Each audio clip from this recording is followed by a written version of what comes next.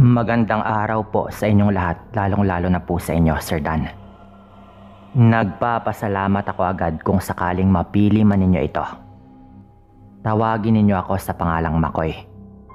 Tunay ko itong palayaw. Taga-Bataan po ako pero itatago ko na lang yung barangay kung saan nangyari ang kwento. At kung saan pa rin nga kami nakatira hanggang ngayon. Nakatira ako noon sa lola at lolo ko. Hiwalay kasi yung mga magulang ko kaya nagkahiwa-hiwalay din kaming magkakapatid. 5 kaming magkakapatid, 3 lalaki at 2 babae. Ako yung pangatlo. Yung 2 lalaki kong kuya ay doon napunta sa tiyahin namin sa Maynila. Yung pang-4 naman ay kinuha nga ng tatay ko at yung pang-5 na bunso namin ay siya namang dinala ng nanay ko.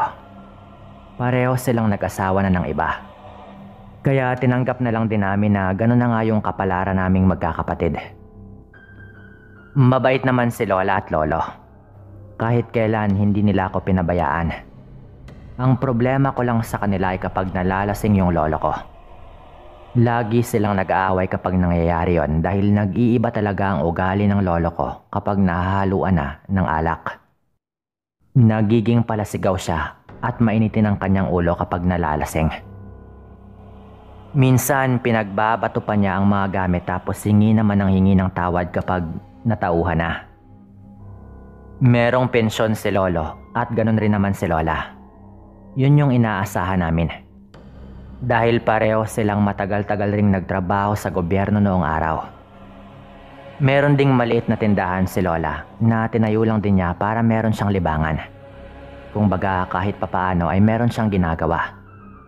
Yung lolo ko naman ay magaling magluto. Kaya minsan nagbibenta din sila ng mga niluluto niya doon sa harap ng tindahan. Katabi lang din kasi ng bahay nila yung maliit na tindahan. Dagdag kita rin naman yon. Mapamahiin po si lolo. Naniniwala din siya halos sa lahat ng mga kwentong may kinalaman sa kababalaghan. Naniniwala siya sa mga engkanto, sigbin, amaranhig, at kung ano-ano pa. Siyempre, kasama na rin ang paborito nating aswang. Ganon din po yung lola ko. Kaya lumaki ako na naniniwala din sa lahat ng mga yon.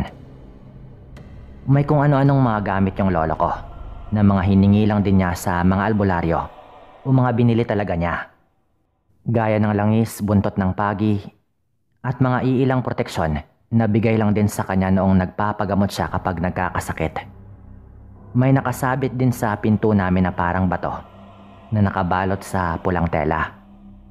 Hindi daw kami basta-bastang mapapasok ng mga aswang kapag ganon, ayon sa albularyo. Dinasalan pa nga yun bago isinabit. Meron kaming alagang baka. Tuwing umaga, nilalagay ko yung baka malapit sa damuhan para makakain ito ng damo. Tinatalian naman siyempre. Tapos pagsapit ng hapon, babalikan ko na yon para iuwi sa bahay. Nga pala, walang pasok sa eskwela nang mangyari ang kwentong ito. Bakasyon po noon. Siguro mga buwan ng Abril o Mayo. Diyan lang banda. Isang hapon, naglalakad ako papunta sa kung saan ko nilagay yung alaga naming baka. Medyo natagalan ako noon. Dahil pinasilong ko pa yung may karamihang sinibak na kahoy panggatong. Kaya medyo padilim na nung pinuntahan ko yung alaga naming baka. Nung nandoon ako, wala doon yung alaga namin. Parang imposible talaga yon kaya nagduda ako agad na baka merong kumuha. Hanggang sakto naman na merong dumaan doon banda na kababaryo. At nabanggit ko nga sa kanya na nawawala yung alaga naming baka. Doon na po nito sinabi sa akin na nakita daw niya si Mang Nonoy, kababaryo rin namin, na meron daw itinaling baka sa may likod ng kanilang bahay. Medyo dumilim na talaga noon pero syempre, hindi ako uuwi na hindi ko kasama yung alaga naming hayop. Kaya pinuntahan ko na agad sa bahay nila Mang Nonoy. Pagdating ko doon, tumanggi pa ito pero nung tignan ko sa likod ng kanilang bahay, nakita ko nga roon yung alaga naming baka. Galit na galit ako noon. Agad ko yung tinanggal sa pagkakatali at hinila ko na nga pa uwi. Nagpalusot pa nga si Mang Nonoy noon. Ang sabi nito, padilim na raw kasi at wala pa ring nag-asikaso doon sa baka. Kaya baka kunin daw ng iba. Natawa na lang ako noon. Dahil alam naman niya na amin yung baka na iyon. Kung nagmamagandang loob sana ito, edi sana diniretso na lang niya sa bahay namin. Galit na galit din yung asawa niya noon. Dahil medyo tumaas din daw yung boses ko. Parang wala daw akong respeto. Sino ba namang hindi maiinis? Dahil tumanggi pa siya pero nandoon naman pala. Pag uwi ko, sinabi ko agad yon kay Lolo. Dahil nagtanong din naman sila kung bakit inabutan raw talaga ako ng dilim at ang tagal ko daw kung makauwi. Galit na galit si Lolo noon nung malaman niya. Ayaw ko pa sanang sabihin pero hindi ko rin alam kung ano yung isasagot ko sa kanilang mga tanong. Nagkataong medyo nakainom si Lolo kaya pinuntahan niya talaga. Dito na nga po nagkagulo. Nagsimula na ang alitan. May dalang itak si Lolo noon at pinagmumura niya yung mag-asawa naming kababaryo, si Mang Nonoy at yung asawa nito. Kung hindi pa namin pinilit ni Lola na awatin nga si Lolo, ay baka nagpang-abot si Lolo at si Mang Nonoy. Hindi ko naman alam noon na mahahaluan ng kababalaghan ang away nilang ito. Isang araw lang pagkatapos ng gulo, nagulat kami noon, Sir Dan, dahil yung mga alaga naming manok nasa labas na lahat ng kulungan. Nagkalat at puro patay na. Doon palang magugulat ka na eh.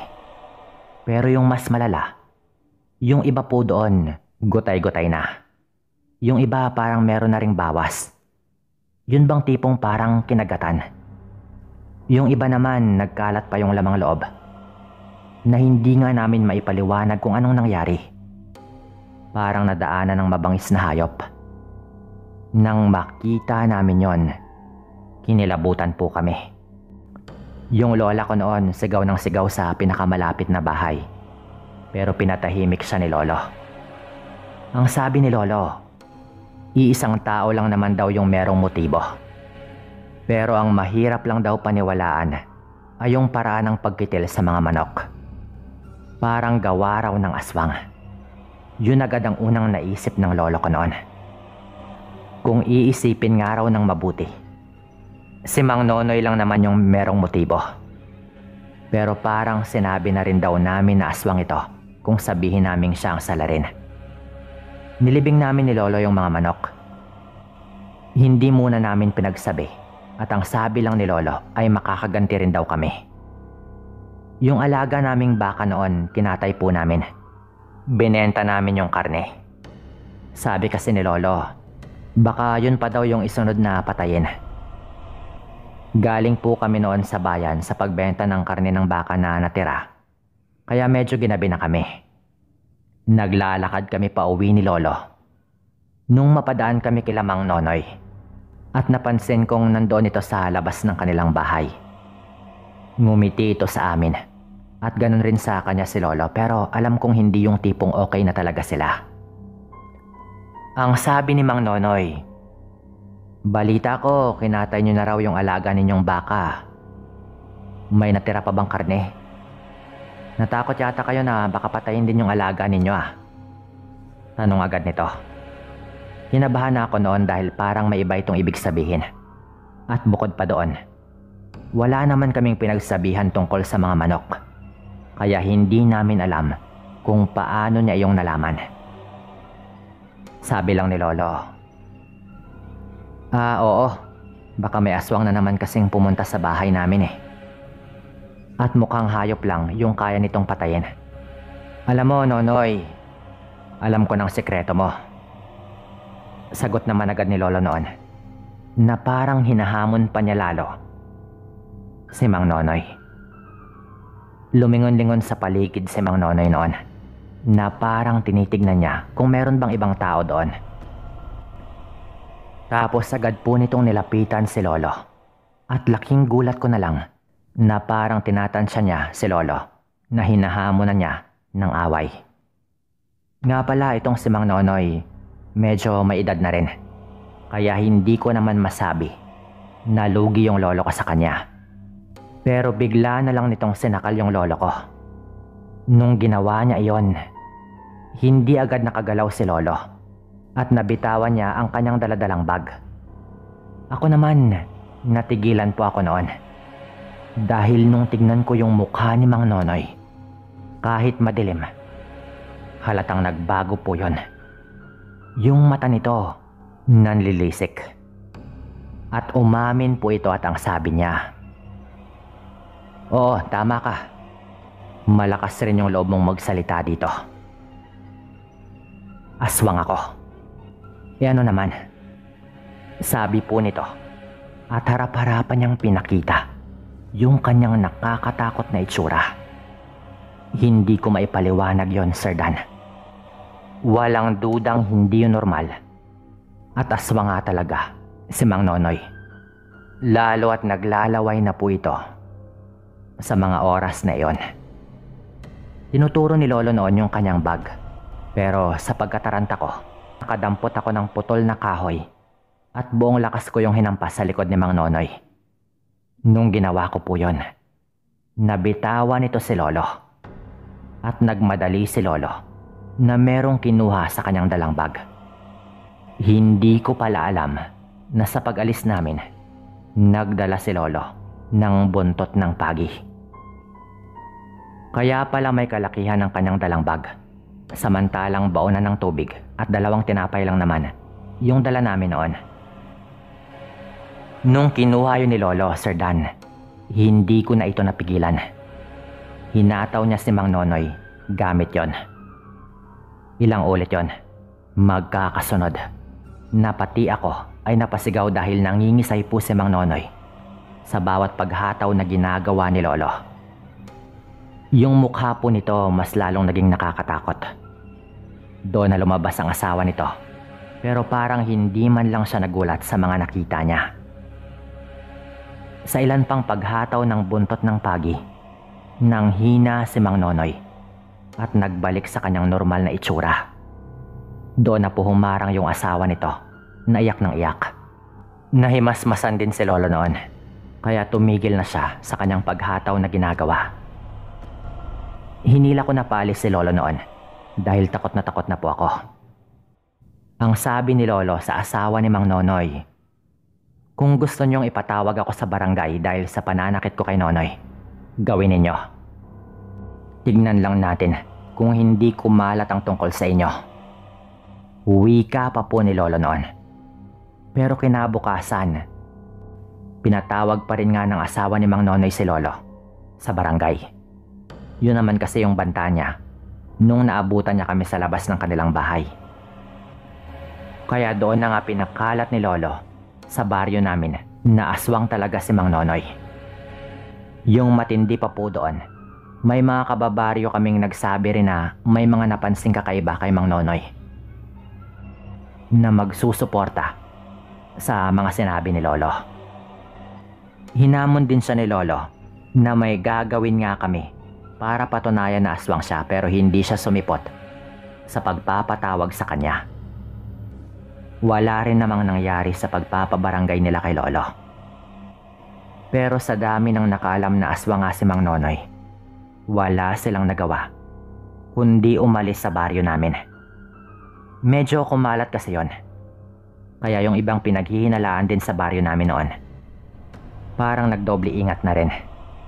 Kung hindi lang inawat si Lolo noon, baka napatay niya talaga yung aswang na iyon gamit yung buntot ng pagi. Kahit nga hindi ganon kalakas na paghataw ni Lolo, nangingisay yung aswang eh. Pero dito ko na po tatapusin ang kwento na ito. Maraming salamat po kung nakinig ka hanggang dito.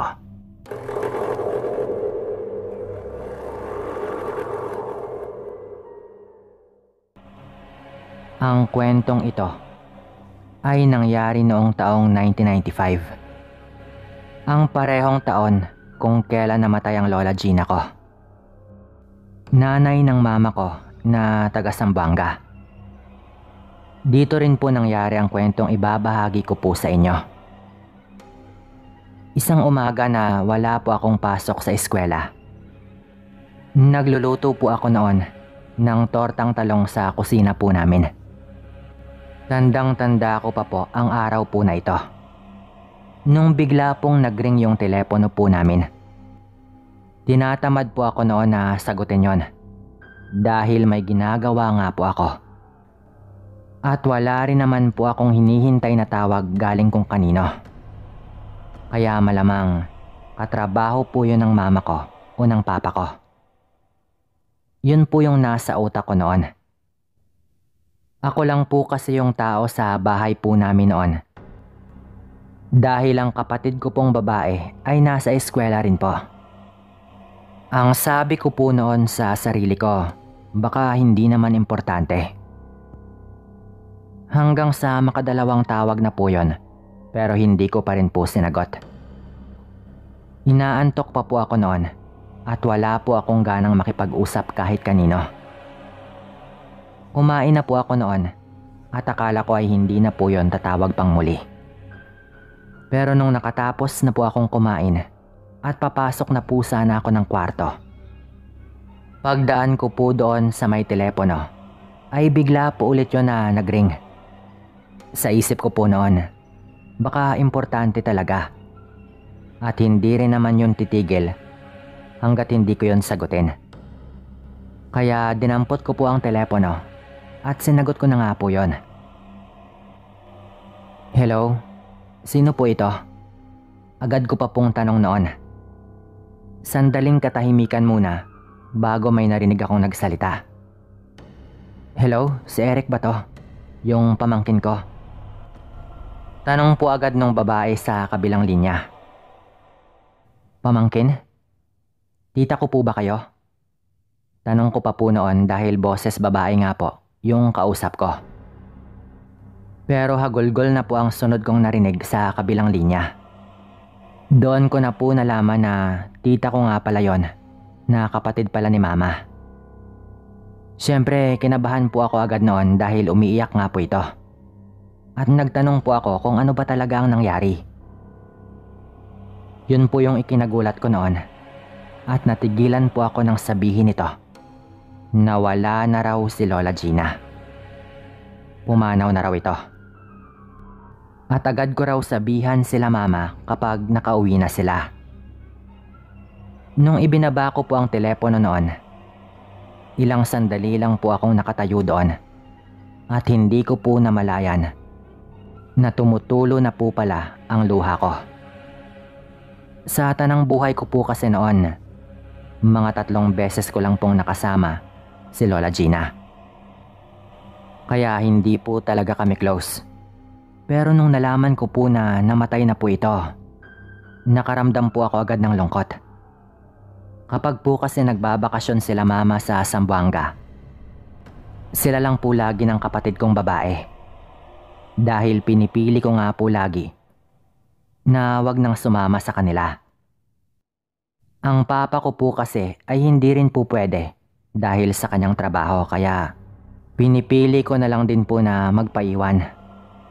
Lahat po ng pagkakataon na nakasama ko at nakilala si Lola ay noong siya po mismo yung pumunta sa Maynila, na kung saan na yung huling beses po na pumunta po ito sa amin ay mga 5 taon na po ang nakaraan bago po itong araw na nalaman kong wala na po pala ito. Nung huling bakasyon naman po nila mama sa kanila, mga ilang buwan lang po ang nakaraan bago po siya nawala. Nag-request pa nga po noon si Lola na sumama akong magbakasyon. Pero dahil ayoko po talaga ng buhay sa probinsya, pinili ko pa rin pong hindi sumama. Yun po yung masakit po sa akin noon. Nag-request na nga po ang lola ko pero hindi ko man lang po napagbigyan. Bale, sa edad ko pong 18 nang mangyari itong kwento ko, ay hindi pa po talaga ako nakapunta sa Zamboanga. Kahit isang beses man lang po. Hindi ko na po napigilan at tuluyan na po akong umiyak noon. Sinamantala ko na pong wala pang tao sa bahay namin. Siyempre kahit hindi man po kami close, lola ko pa rin po yon na mahal po ako. Ramdam ko po yon sa tuwing nagkakausap po kami sa telepono. Kaya mahal ko rin po ang lola ko, siyempre.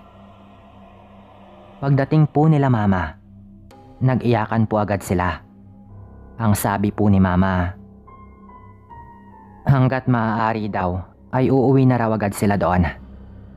Doon na po ako nagsabi noon na sa unang pagkakataon ay sasama ako sa Zamboanga. Siyempre, iniisip na po noon ni mama na baka ayaw ko na namang sumama. Kaya sinabi ko na po agad na pupunta ako doon.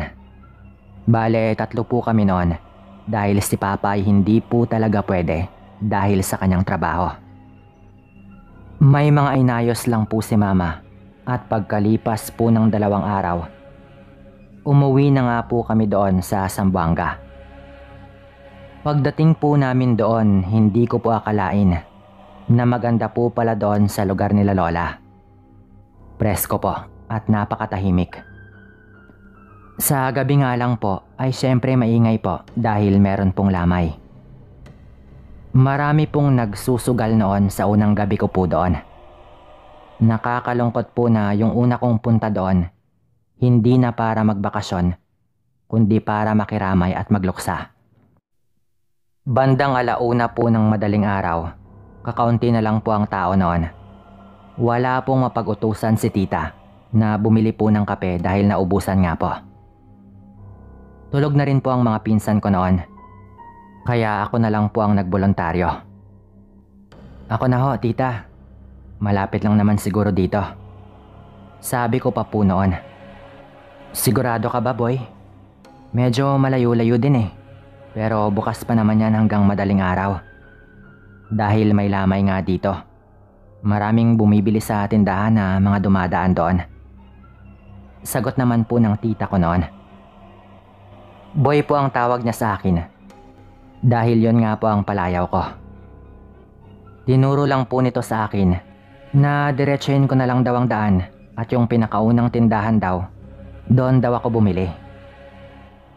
Nagtiwala naman po si tita sa akin dahil syempre 18 taong gulang na rin po ako noon. Nung iniabot po nito sa akin ang pera, agad na po akong naglakad papunta doon sa direksyon po ng tindahan. Habang naglalakad po ako, paglingon ko po ay napansin kong may isang matandang lalaki na nakasunod po sa likod ko. Mga ilang metro lang po ang layo. Medyo maliwanag po ang buwan ng gabing yon. Kaya halata po talaga sa kilos nito na isang matandang lalaki po yon. Nagpatuloy lang ako sa paglalakad. Tama pala ang tita ko na medyo malayo nga doon yung tindahan. Pero tulad nga ng sabi niya, diniretso ko lang ang daang yon. Maya-maya pa habang naglalakad at nag-iisip, bigla kong naalala na yung matanda sa likod ko nandoon rin galing sa lamay. At nakita kong nakaupo lang sa isang sulok at nagmamasid-masid. Kaya lilingunin ko na po sana ulit para siguraduhin. Pero napatalon po ako sa kaba nung may bigla pong tumapik sa aking likod. Paglingon ko, yung matandang lalaki po yon. Nakani-kanina lang. Malayong malayo pa po sa akin habang nakasunod sa likuran ko. Natatanaw ko lang po siya nung nilingon ko pero talagang malayo pa po. Ginulat mo naman po ako. Paano po nangyari yon? Kanina lang malayo ka pa dito eh. Niwala man lang akong narinig na nandyan ka na pala sa mismong likuran ko na.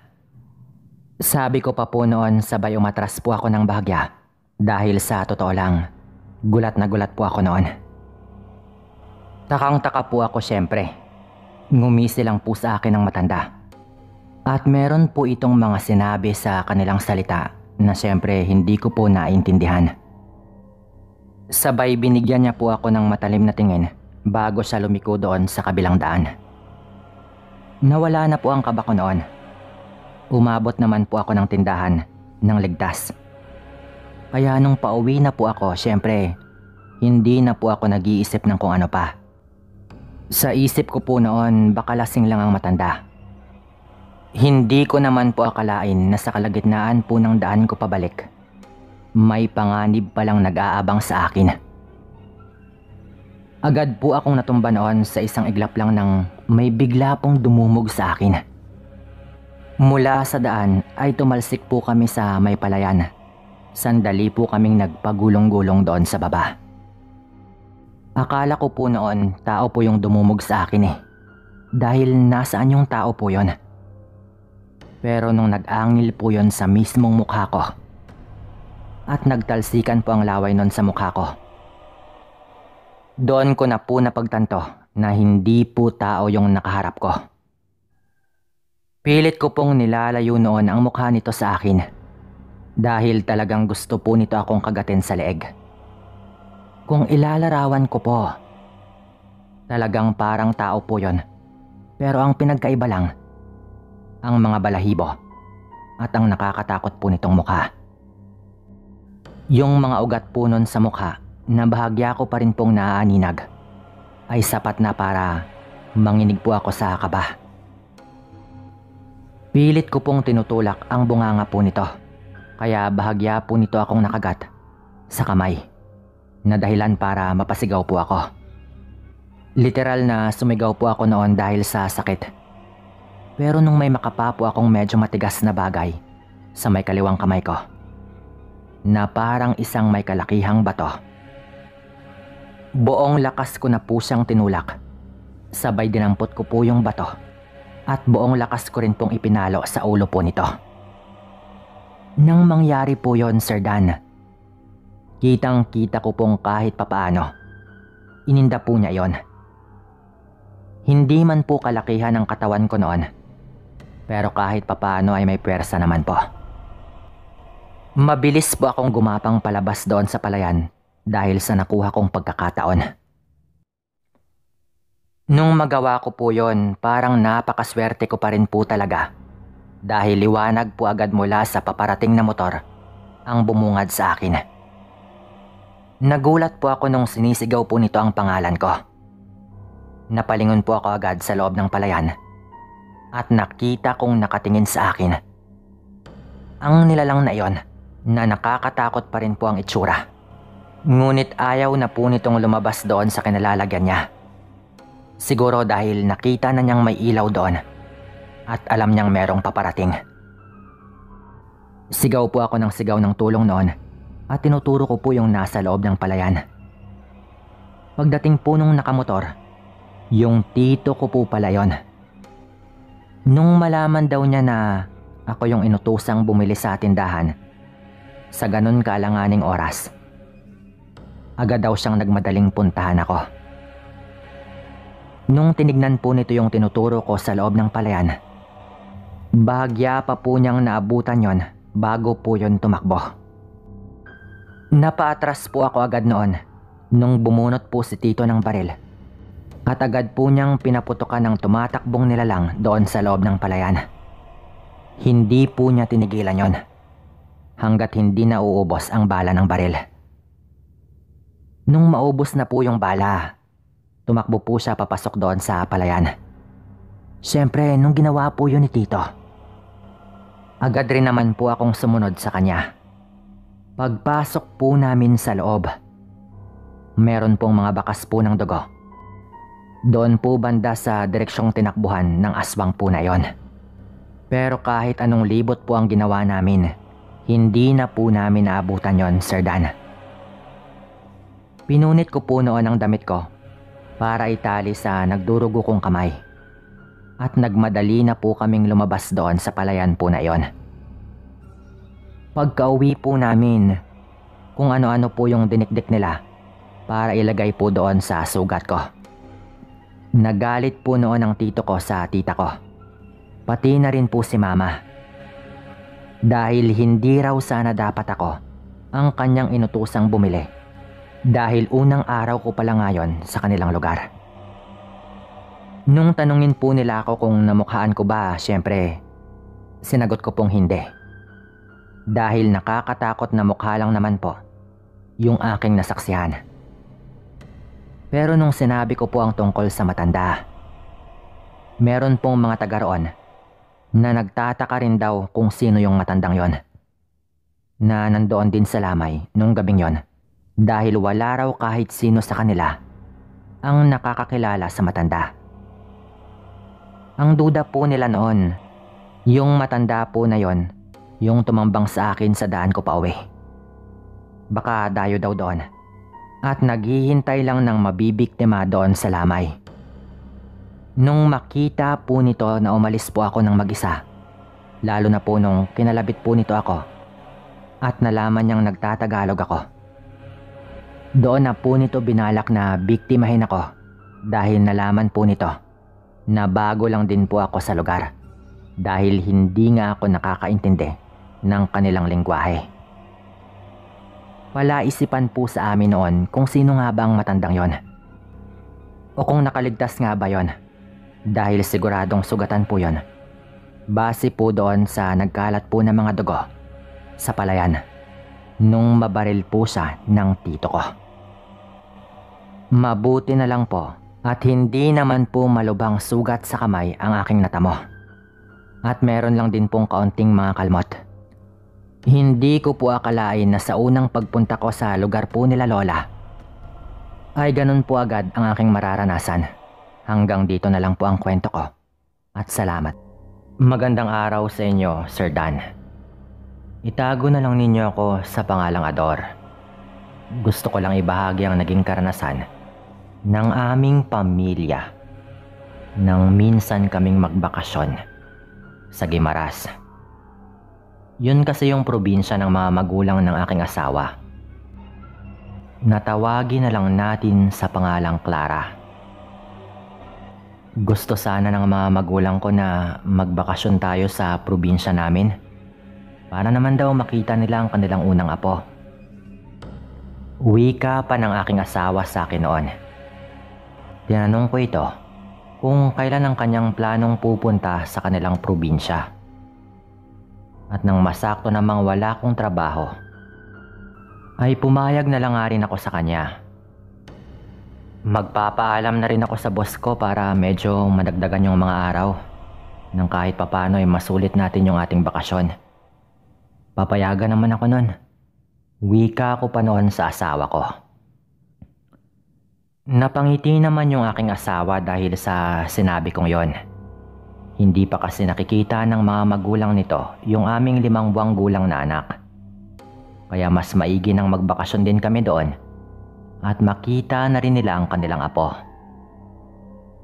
Habang papalapit ang araw ng aming pag-alis noon, hindi naman maitago ng aking asawa ang pananabik nito. Nang dumating nga yung araw ng pag-alis namin patungo doon sa kanilang probinsya, maagang nagising yung asawa ko upang magayos ng mga gamit na dadali namin dahil baka meron pa kaming makalimutan. At nang matapos na nga ito ay kaagad rin niya akong ginising.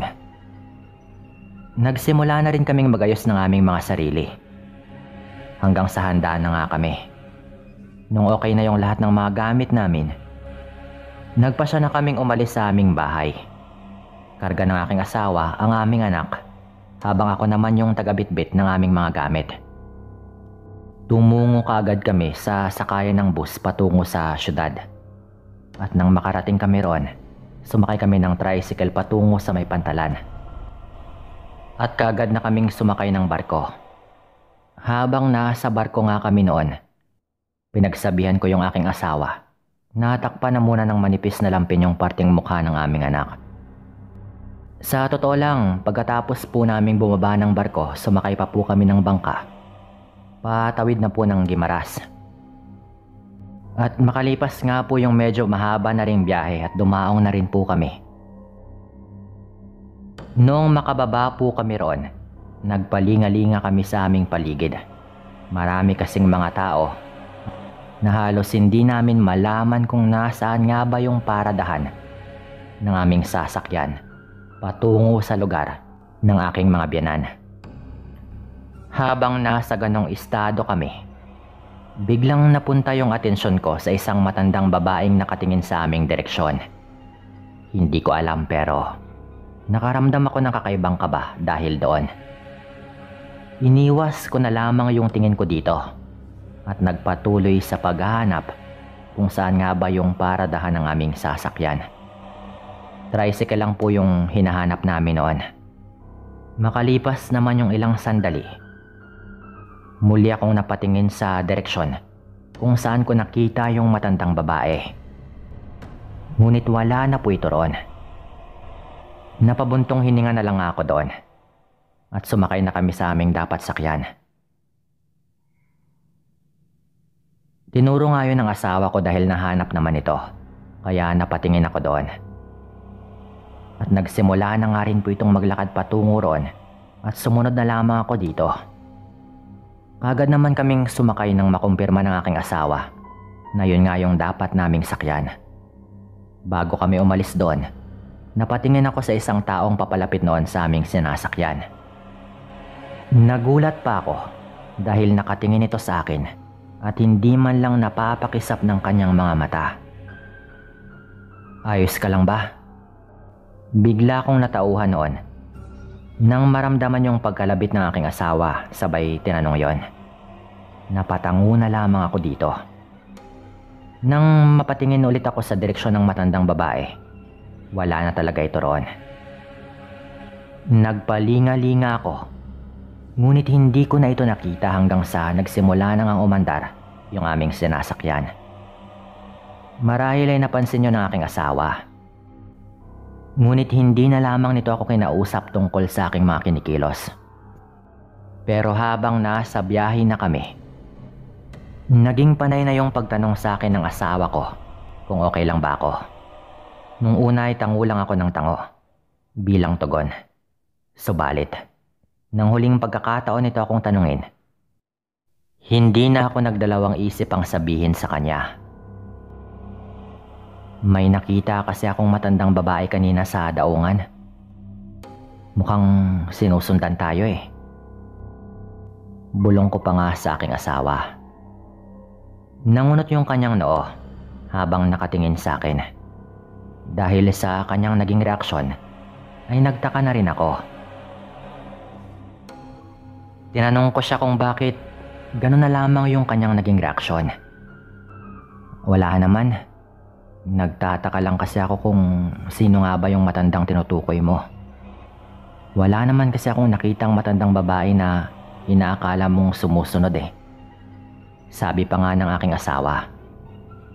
Hindi naman ako makapaniwala sa aking narinig. Kaya iginiit ko yung tungkol sa matandang yon.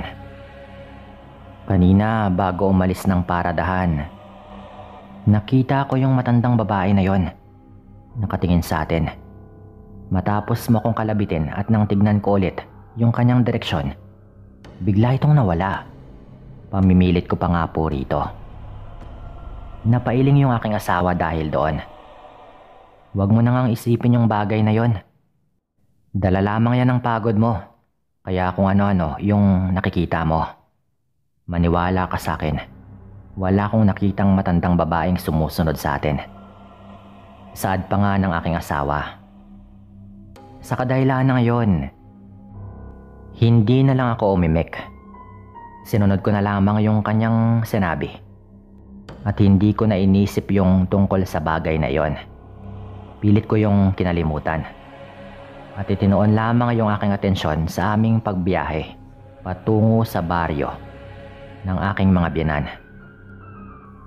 Sa tansya ko, makalipas yung kalahating oras na biyahe noon ng aming sinasakyan, narating na nga namin yung baryong nais naming puntahan.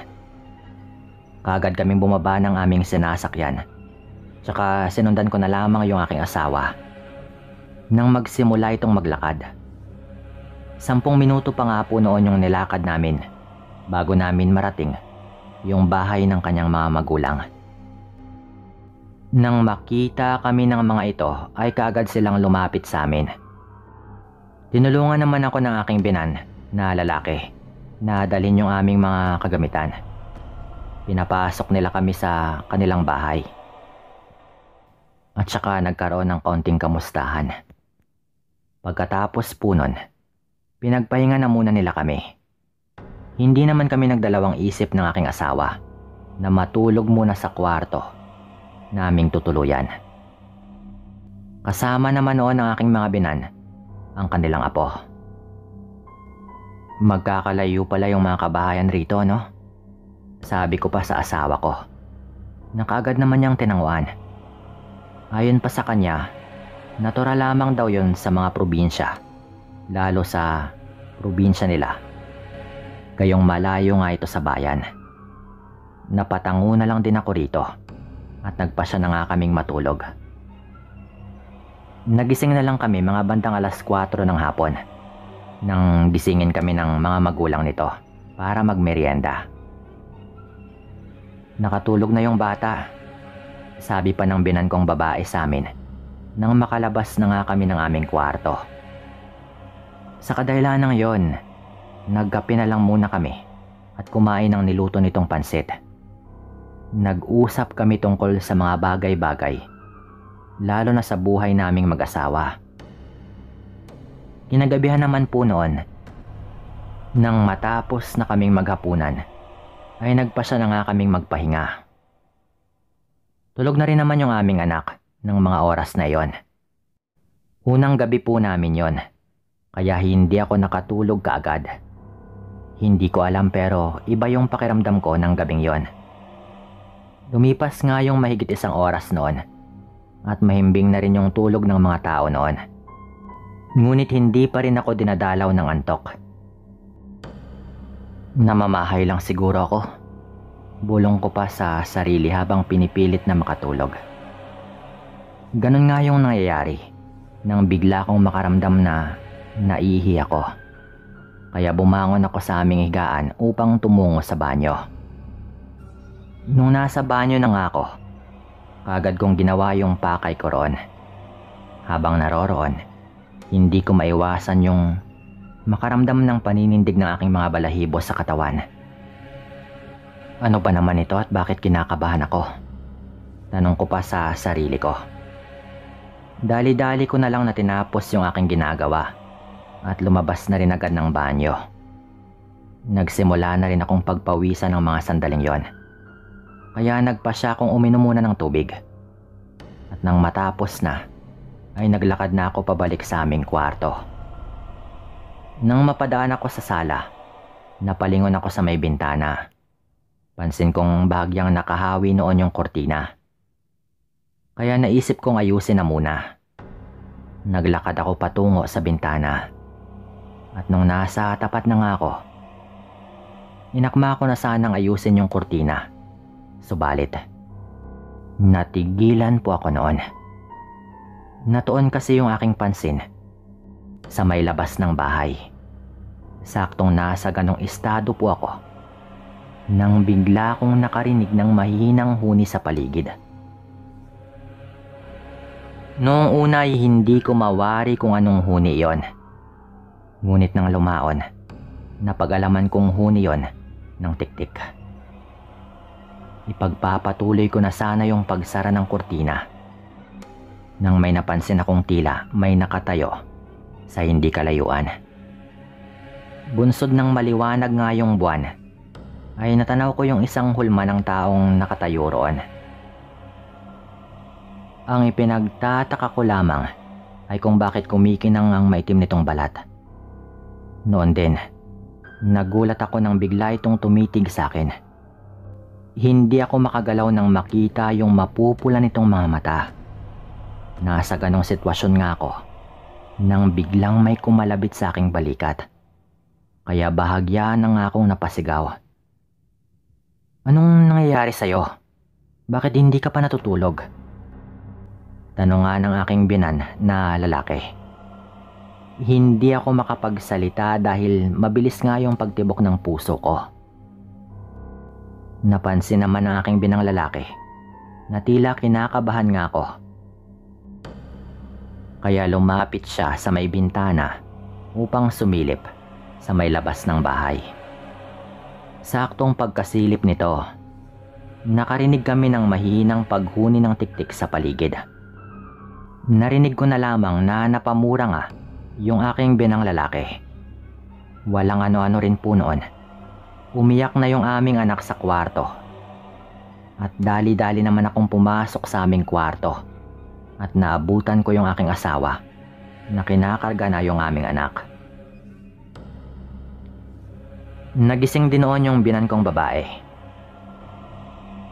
Lumabas naman kami ng aming silid at tumungo sa may sala kasama ng asawa ko noon, yung kanyang nanay, at lumabas naman kami ng kanyang ama. At kahit takot man, ay naisip ko yung kaligtasan ng aking pamilya, kaya nilakasan ko na lang yung aking loob. Mabuti na nga lang at tumahan naman yung aming anak ng mga sandaling yon. At habang nasa labas kami ng binan kong lalaki, naglibot-libot kami sa paligid. Nakita rin kasi niya yung nilalang na nasipat ko. At ayon sa kanya, yun daw ay isang aswang. Mas nabahala nga ako sa aking mag-ina nang marinig ko yung mga sinabi nito. Natural lang yan dito, lalo na at bagong dating kayo rito at meron pa kayong sanggol. Sabi pa nga ng binang lalaki. Nabatango na lang ako sa kanya dahil hindi ko alam yung aking sasabihin. Maglilibot-libot lang ako sa paligid at dito ka lang magbantay sa may tapat ng bahay. Sambit pa nga po nito na tinanguan ko lang nga po. At umalis na ito at muling tumungo sa may likod ng aming bahay. Nang wala na nga yung aking binan, nagpalinga-linga ako sa paligid. Meron akong flashlight noon ng mga oras na iyon. Habang nagmamasid, may narinig akong mahinang pagyabag na animoy papalapit. Sa kadahilanang yon, inilawan ko yung paligid. At sa hindi inaasahang pagkakataon, may nakita akong taong naglalakad. Tinignan ko yon ng mabuti. At meron akong napansin sa taong yon. Mukhang pamilyar po yung kanyang mukha. Sabi ko pa sa sarili habang papalapit ito sa akin. At nang tumitig nga ito sa aking direksyon, nagulat po ako noon nang mapagtanto ko na yun po yung matandang babae na nakita ko noong papunta pa lang kami doon. Hindi. Paanong? Hindi ko na naituloy yung aking sasabihin nang naging mabilis po yung kanyang pagkilos. Inilawan ko yung buong paligid, ngunit hindi ko na ito nakita. Nakatayo lang ako roon hanggang sa itinulak ako ng aking binang lalaki. Dahilan para mabuwal ako sa lupa. At nang tignan ko nga yung aking binan sa aking harapan, nakita kong kaharap na po nito ang isang malakim na itim na aso. Tinulak pala niya ako para iligtas ako mula dito. Minumura po niya ito at binabantaan. Sige, sumugod ka. Hindi ako magdadalawang isip na patayin ka ditong gago ka. Sigaw ng aking binan habang tinututok nito yung kanyang itak. Napaangil na lang yung nilalang at dahan-dahang umatras. Nagkaroon ako ng lakas ng loob dahil sa katapangan na pinakita ng aking binan. Umalis ka na rito. Kung ayaw mong mamatay kang matandang babae ka, kilala kitang hayop ka. Kalat ka na dito. Dagdag pa nga po nitong wika na parang kilala nga po nito talaga yung matandang babaeng yon. Galit man yung nilalang na sa isang iglap lang po pala. Nung pagtulak sa akin ng aking binan ay nagpalit na ng anyo bilang isang hayop. Kaya nung bumangon po ako sa aking pagkakabuwal, isang itim na aso na yung nakita kong kaharap ng aking binan. Nung sinabi nga po yun ng aking binan, bigla na lamang pong umalis yung nilalang na yon. Huwag ka nang babalik pa rito, sigaw pa ng binan ko bago kami pumasok ng aming bahay. Pero kahit na ganun po noon, nanginginig na yung buong katawan ko dahil kitang-kita ko po mismo yung nakakatakot na mukha ng nilalang bago po ito umalis. Ang sabi pa nga po ng binan ko, kalat na raw pala sa baryo yung tungkol sa matanda. Pabalik-balik lang daw yun eh. Sumasakay lang din daw ng bangka tumatawid-tawid papunta sa kanilang probinsya. At paghahalagala raw ito sa mga baryo. Hindi raw siya pwedeng magkamali na yun nga yung matandang babae. Meron pa nga po silang tawag doon eh.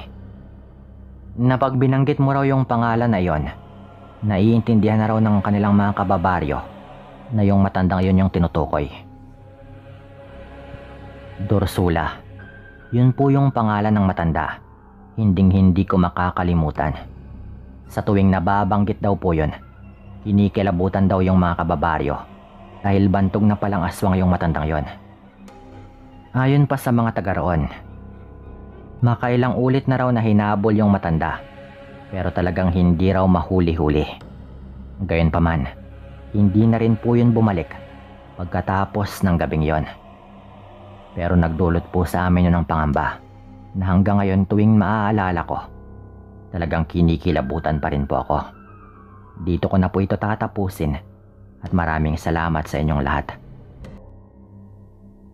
Magandang araw sa inyo. Tawagin na lamang ninyo ko sa pangalang Poldo ng Masbate. Ibabahagi ko lang sana sa inyo ang naging karanasan ko sa aswang noong binata pa lamang ako. Dahil may kalayuan yung bayan noon mula sa aming baryo, ako yung madalas na utusan ng aking ina na pumunta roon.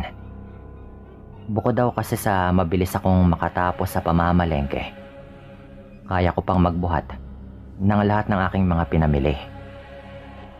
Hindi naman ako makatanggi noon kay nanay, lalo na kung kailangan talaga niya ang mga bagay na ipinag-uutos nito sa akin. Isang pagkakataon, dahil nga wala kaming bigas at wala na ring ibinibenta sa tindahan ni Aling Tess, inutusan nga ako ng nanay ko na bumili na lang sa bayan. Hindi ako nagdalawang isip na sundin yung kanyang utos, kaya nagbihis na lang ako at umalis na rin kaagad ng bahay. Mabuti na lang at nakasakay naman ako kaagad, kaya nakarating din sa bayan makalipas yung kalahating oras na biyahe ng tricycle. Noong makarating na nga ako doon, kaagad akong nagtungo sa bigasan kung saan nga suki na rin ako ng may-ari doon, dahil malimit nga rin akong bumili sa kanya. Pabili nga po, Aling Sol. Bungad ko nga kaagad nang makarating ako sa bigasang yon. Imbis na si Aling Sol ang inaasahan kong makita, ay ibang tao po yung nandoon. Isang babae na kasing edad ko ng mga panahong yon.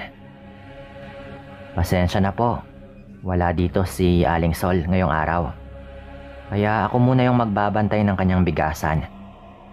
Wika pa nga ng babae na nagpakilala sa pangalang Aida. Ganon ba? Pabili na lamang ako ng bigas na yan. Wika ko na lamang at sinabi ko rin kung ilang kilo. Agad namang inasikaso ni Aida yung bigas na bibilin ko. Habang ginagawa niya yon, napatanong ako dito kung kaano-ano niya si Aling Sol. Hindi kami magkamag-anak ni Aling Sol. Nagtatrabaho lang kasi ako rito sa kanyang bigasan bilang tagabantay. Kakilala niya ang aking inay dahil bago nanirahan sa lugar na ito si Aling Sol, sa baryo rin namin siya nagmula. Tugon pa noon ni Aida. Nang matapos niyang asikasuhin ang bibilin kong bigas, nagbayad na rin ako sa kanya at umalis na roon.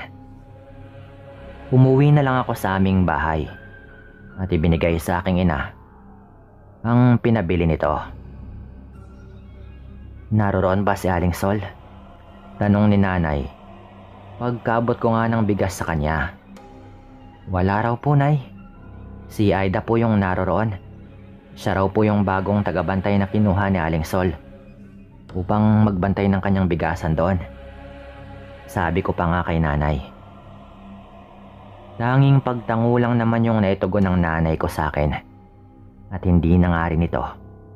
Nagtanong pa ng iba. Simula ng araw na iyon, sa tuwing bumibili ako ng bigas sa bigasan ni Aling Sol, si Aida na nga yung madalas na umaasikaso. Kahit nga bumalik na rin sa Aling Sol, siya pa rin po yung nag-aasikaso ng mga bumibili. At medyo umaalalay lamang po sa kanya si Aling Sol. Bunsod sa malimit kong pagpunta noon sa bigasan ni Aling Sol, mas nakilala ko nga po si Aida.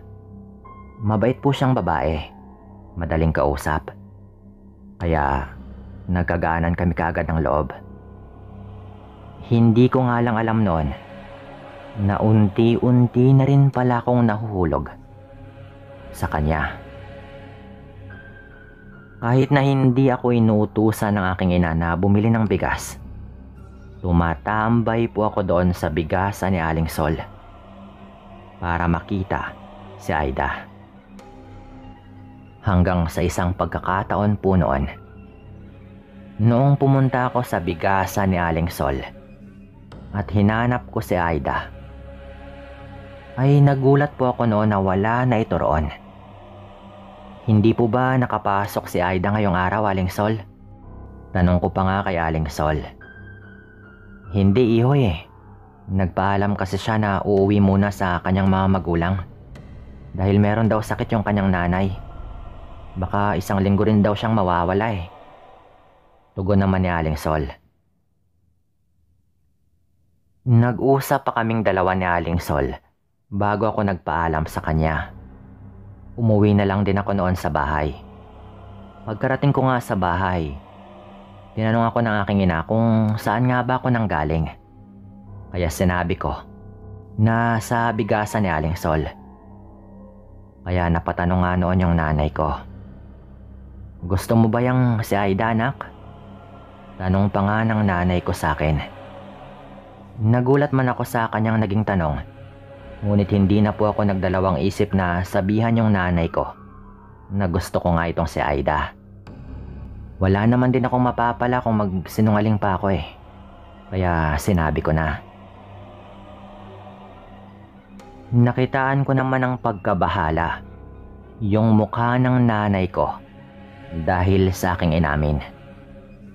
Sa kadahilanang yon, napatanong ako rito. Bakit po ba, Nay? May problema po ba? Tanong ko pa nga po noon. Tila nagdalawang isip naman noon yung nanay ko na magsalita. Kaya alis na lang sana ako noon sa kanyang harapan. Pero bago mangyari yon, ay nagsalita na nga rin ito. May napag-alaman kasi ako tungkol kay Aida. Sabi ng nanay ko sa akin noon. Napatingin nga ako sa kanya dahil doon. Huwag raw akong magugulat. Kunot-no akong tinignan si nanay at saka tinanong kung ano nga ba yung tungkol sa bagay na iyon. May nakapagsabi kasi sa akin na meron daw lahing aswang yang si Aida. Hindi ko nga rin alam kung maniniwala ko o hindi. Pero gusto ko lamang nasabihan ka at baka meron ka ring napapansing kakaiba rito. Tugon pa nga po ng nanay ko. Napailing na lang ako kay nanay at pinagsabihan siyang wala naman akong kakaibang napapansin kay Aida. Ngunit dahil nga sa kanyang sinabing yon, napaisip ako na dapat siguro ay kilalanin ko munang mabuti itong si Aida bago nga ako merong gawin sa nararamdaman ko sa kanya. Nang sumunod na araw, muli akong bumalik sa may bigasan ni Aling Sol. Dahil wala nga si Aida ng panahong yon, nagkaroon ako ng pagkakataong tanungin si Aling Sol tungkol dito. Iho, bibili ka ba ng bigas? Tanong nga nito kagad sa akin pagkarating ko sa kanyang bigasan. Napailing naman ako at saka nagwika sa kanya. Meron lang po sana akong itatanong tungkol kay Aida, Aling Sol. Wika ko pa nga kay Aling Sol. Napatango naman ito sa akin bilang tugon. At sa kadahilanang yon ay hindi na nga ako nagdalawang isip pa na magtanong kay Aling Sol. Taga saan po ba talaga itong si Aida, Aling Sol? Kakilala po ninyo yung mga magulang nito, di ba? Tanong ko pa nga po kay Aling Sol. Napabuntong hininga naman itong si Aling Sol dahil sa aking naging tanong na iyon. Walang ano-ano ay nagsalita na nga rin ito at sinabi nito sa akin kung saan nga ba yung baryo ni na Aida. Ayon pa nga sa kanya, yun daw yung kanyang pagkakaalam dahil yun daw yung sinabing baryo na inuwian ni Aida. Hindi ko kakilala ang kanyang mga magulang. Nagpunta lang kasi yung batang yan dito at gustong magtrabaho para matulungan daw yung kanyang pamilya. Na tiyempo namang nangangailangan ako ng katulong. Kaya tinanggap ko naman ito. Mukha naman kasing mabait. Tugon pa nga sa akin ni Aling Sol. Napaisip ako noon tungkol sa sinabi ni Aida sa akin. Nakakilala nga raw ni Aling Sol ang kanyang ina. Sa kadahilanang yon, muli akong nagtanong kay Aling Sol kung nataong nakatira na rin ba siya sa baryong sinabi ni Aida. At ikinagulat ko nga noon ang kanyang naging tugon. Hindi, iho. Sa lugar na ito lamang ako'y pinanganak at tumanda. Tugon pa nga ni Aling Sol sa akin. Hindi ako makapaniwala noon sa kanyang sinabi. Napapailing ako habang inaalala yung sinabi ni Aida sa akin na pareho nga raw sila ng tinitirhang baryo ni Aling Sol noong araw.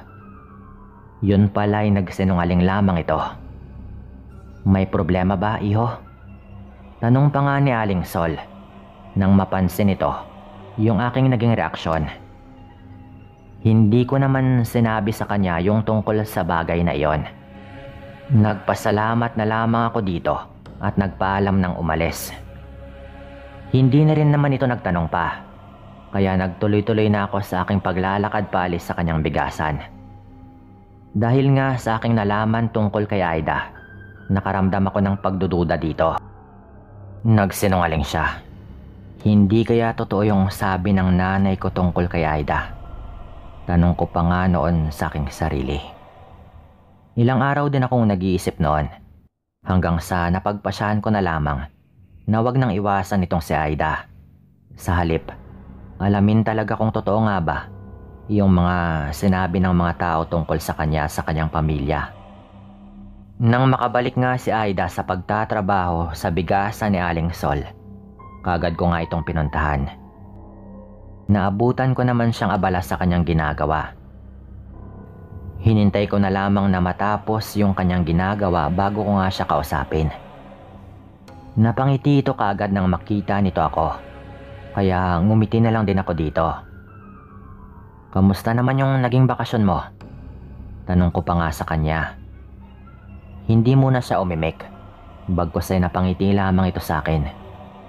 Pansin ko ng mga oras na iyon na tila namumutla ito. Kaya tinanong ko siya kung okay lang ba ang kanyang pakiramdam. Pagod lang siguro ako, hindi pa kasi ako kumakain eh. Wika pa nga po nito sa akin. Sinabi ko naman sa kanya na bibilan ko siya ng pagkain. Ngunit tumanggi po ito. Hindi naman kasi ako mabubusog kagad eh. Wika pa nga po nito. Ipinagtaka ko yung kanyang sinabing yon.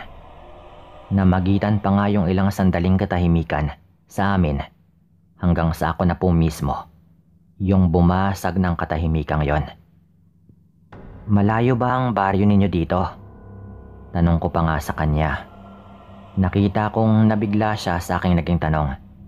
Kaya hindi kaagad ito nakapagsalita. At makalipas nga yung ilang sandali, ay nagwika na rin ito. Malayo yung baryo namin, kaya nga minsan lang akong umuwi roon eh. Tugon naman po nito. Gusto ko sanang pumunta roon. Kumbaga magliwaliw lang. Sabi ko pa. Kagad naman itong umiling. At sinabing baka mabagot lamang daw ako sa biyahe pa lang kapag tumungo ako roon dahil malayo raw talaga ang kanilang baryo. Iniba niya rin yung usapan namin, kaya hinayaan ko na lamang ito. Sinabayan ko na lang kung ano yung kanyang gustong usapan ng mga sandaling yon. Lumipas pa nga yung mga araw at patuloy kong minamanmanan itong si Aida. Sa bahay kasi ni Aling Sol, ito nakatira dahil wala naman siyang matitirahang iba. Tinanong ko rin noon si Aling Sol tungkol sa mga kinakain ni Aida at dahil doon ay nagduda nga ito sa akin. Bakit parang inaalam mo yung lahat ng bagay tungkol kay Aida, iho? Gusto mo ba yung batang yon? Napatingin naman ako sa Ali at nagsalita. Noon lang po Aling Sol. Gusto ko po siya noon. Pero ngayon, puno na po ng pagdududa sa kanya yung utak ko. Kaya hindi na siguro. Wika ko pa nga po noon. Nagulat naman si Aling Sol dahil doon. Wala na akong nagawa kung hindi yung sabihin sa kanya yung dahilan kung bakit tanong ako ng tanong tungkol kay Aida. Mas ikinagulantang ng ginang yung nalaman ito sa akin. Totoo ba yan? Mukhang mabait naman yung bata eh. Siguro sinisiraan lamang siya ng kung sino mang nagpapakalat ng kwentong yan tungkol sa pagiging aswang niya. Sabi pa nga po ni Aling Sol.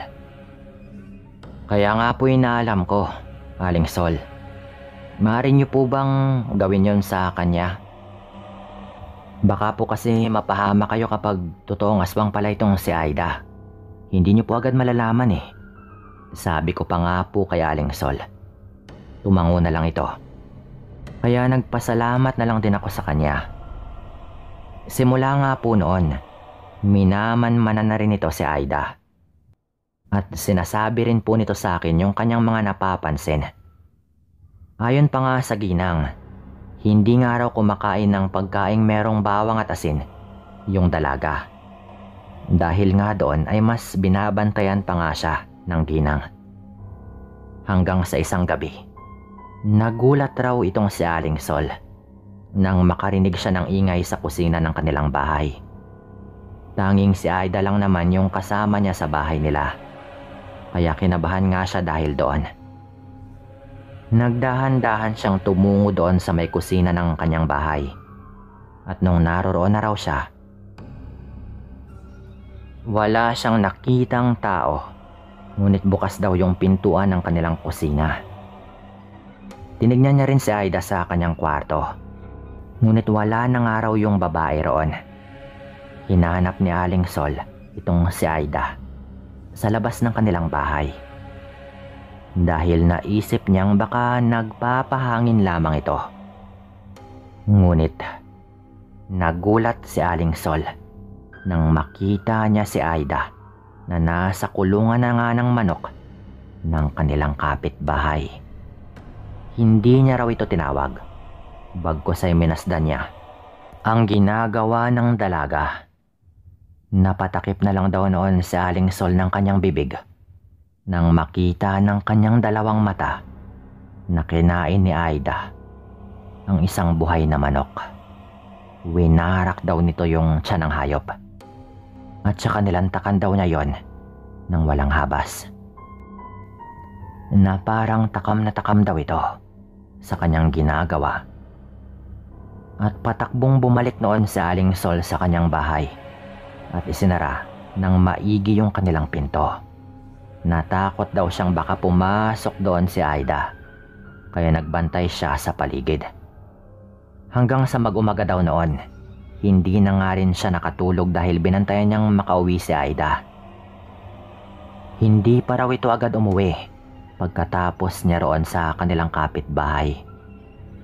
Mga bandang 5:00 daw noon ay umuwi na nga raw itong si Aida. Duguan daw ito.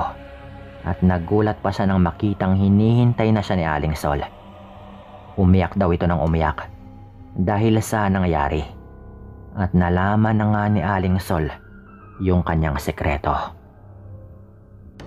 Nangako na lamang daw siyang aalis na lamang at hindi na babalik pa. Sa takot naman ni Aling Sol na siya pa yung mabiktima ng dalaga, pinaalis nga niya ito. Dahil sa nangyari ring pagpatay sa alagang manok ng kanilang kapitbahay, pinaghinalaan daw noon si Aida na siya nga talaga yung may gawa. Naging bantog noon si Aida sa aming lugar, kung saan kilala nga siya ng buong baryo na isa itong aswang. Mabuti na lamang noon at nalaman ko kaagad ang kanyang pagkatao, dahil kung hindi, baka hindi ko na nga napigilan. At tuluyan ang nahulog yung aking loob sa kanya. Hindi ko na rin po ito nakita pang muli. At dito ko na rin tatapusin yung kwento kong ito. Maraming salamat sa inyong lahat.